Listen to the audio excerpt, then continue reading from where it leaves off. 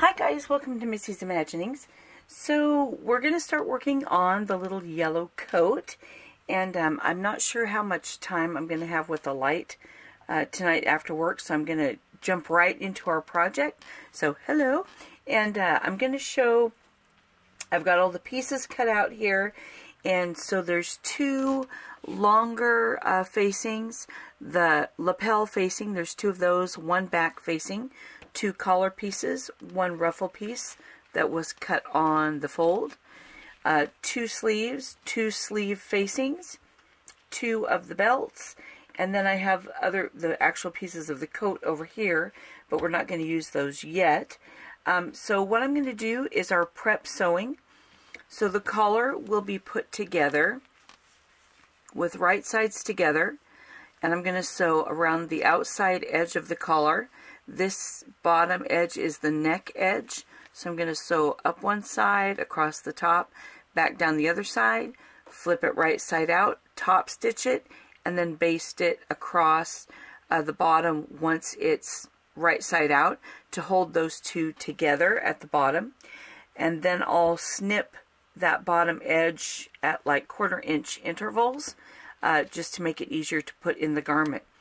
On the sleeves, I'm going to use the facing just so that you can see how I do it. You don't have to, you can just hem the sleeve if you want, but if you want the same color to show for a little bit inside the sleeve, we're going to sew the facing on with right sides together, and I'm going to sew just across the bottom.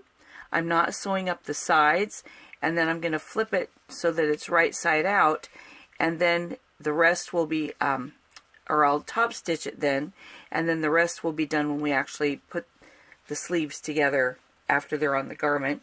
And then I'm also going to baste across the top so that can be gathered to fit the sleeve opening.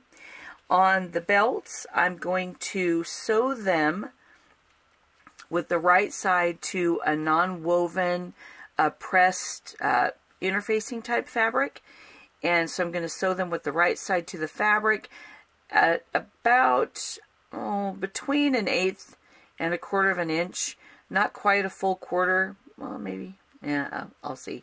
Anyway, however wide you want your belts to be. So I'll sew around, leaving the end open so that I can flip it right side out and then top stitch it. And that way I still get to have that nice finished look on the outside, but it's not as bulky if I use this. I think on the pattern I said cut 4, so if you're using a regular fabric you can cut 4 and sew them together.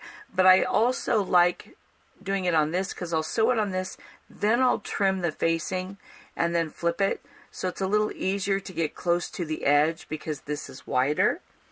So I'll do that. On the ruffle, I'm going to gather the top edge where I've notched it. That's the edge that's going to connect to the coat. So I'm going to baste across the top twice because it's just longer than the sleeve. And so then this is actually going to be gathered quite a bit. So I'm going to baste a couple lines across the top so I can gather that. Then here's my experiment on this pattern. I'm going to baste on this edge of the lapel, so the little point is actually the point of the lapel. I'm going to baste on this edge, gather it to match this edge, sew it on with right sides together, and then that's going to be the facing that will turn out once it's finished. So I have to do both of those. Once that's done, I'm undecided yet if I'm going to top stitch, but I probably will on this edge, not on the part that's gathered. Then I'll put the shoulders together with the facing. Then once all those are done, so now we'll set that to the side, and you can rewind and kind of go through those steps again if you like. I'm just trying to take advantage of my light here. Then I will go ahead and here we go. This is the center back. These are the side backs that will be sewn here, and I will start at the hem and work my way up to fit that in. And whenever I'm working with curves, dun, dun, dun, dun. I don't try to pin the whole thing. I just start it in the machine, and I slowly bring those edges together as I sew to kind of try to fool my machine into thinking I'm sewing a straight line. And when I cut this faux leather, I did cut it with the stretch going across rather than with the length of the garment, so it gives me a little bit of give when I'm fitting those together. But I'll start at the hem and work up towards the underarm just so that my hemline is even. And once the back is put together, then I'm going to take my front pieces, and you'll see how the front is a lot longer than these, and that's because these parts will have a ruffle attached. But the way we're going to do that is we're going to sew from the armpit here and sew down the bust, and then that's going to have to curve as we feed it through the machine. And then when I get down to about an inch from the bottom of this piece, I'm going to stop and just do a tiny little back tack to hold it in place. So I'm going to have my front put together then. Then I'm going to put the shoulders together on both sides. Once the shoulders are in place, I can put in the sleeve. Then the sleeve will be in place, so I'm going to sew from the cuff of the sleeve down to the bottom of these pieces. And once that's all assembled, my ruffle is going to go on last, because then I'll be able to have, well, let's see, let's get the one that looks yellow here and one that looks yellow here. So these will be attached, and it'll look something like this as far as length. So then the ruffle that's been gathered to match these pieces, I'll put them over there, I'm going to sew it on, and then once it's sewn on, and then I'm going to top stitch, then I'll take and finish the seam from here to the bottom of the ruffle that will finish out this and keep it all in place and sew the ruffle to the front. So I think that's how I'm going to do it, just because that would be the easiest way to be able to inset the sleeve without having to try to put the sleeve in an actual armhole. So I think that's how we're going to put that together. So we'll go ahead and start on our pre-work, and then we'll tackle the coat pieces after all this is also ready.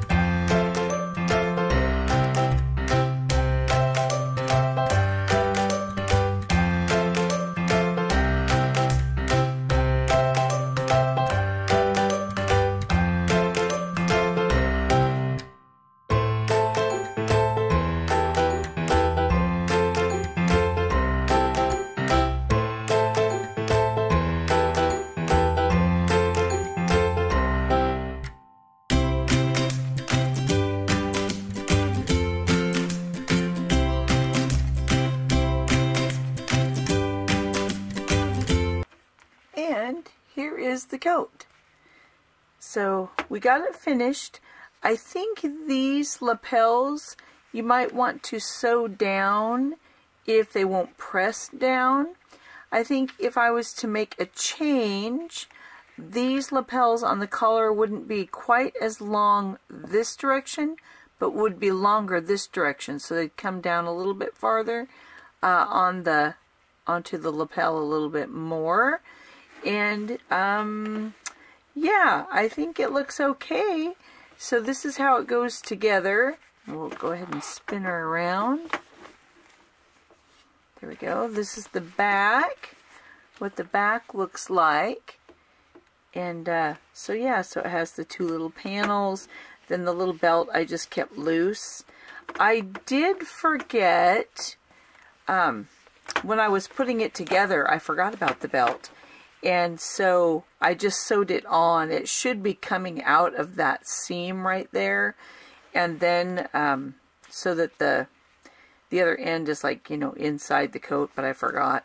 But I was pleased with how this gathering looks on the lapel. So I was very pleased with how that turned out. And so yeah, so that's what it looks like. Normally I have her standing up, but it's getting very close to my bedtime and time to turn in. And I don't want to take the time to move the machine and put up the platforms and everything, so I thought I'd just kind of sneak her in here so you could see it actually on. This is Prudence, who has the Ellowyne body style, and so this is the little coat. Later I'll probably take some pictures and post them, and then they'll, of course, they'll be in the thumbnail for the video that you've already seen. But there we go. Well, maybe should it be a surprise? Nah. So anyway, there's the little coat and how it turned out. And thanks for coming along. I hope you have fun sewing yours. Bye.